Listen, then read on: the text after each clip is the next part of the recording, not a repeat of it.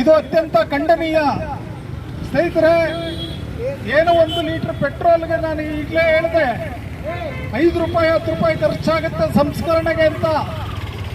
ಆ ಸಂಸ್ಕರಣೆಯಿಂದ 6 ವಿವಿಧ ರೀತಿಯ ಉತ್ಪನ್ನಗಳನ್ನ ತಯಾರಿಸ್ತಾರೆ. ಒಂದು ಬಿಳಿ ಪೆಟ್ರೋಲು, ಅದನ್ನ ವಿಮಾನಕ್ಕೆ ಬಳಸ್ತಾರೆ. ಎರಡನೇದು ಪೆಟ್ರೋಲು ಹಾಗೂ ಡೀಸೆಲ್ಲು, ಅದರ ನಂತರ ಕೆರೋಸಿನ್ನು, ಅದರ ನಂತರ ಟಾರ್ ನಂತರ ವ್ಯಾಸಲಿನ್ನು.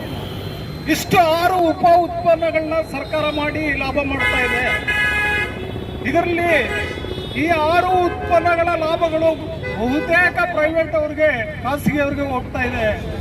ಇದನ್ನ ನಾವು ಗಮನಿಸಬೇಕು.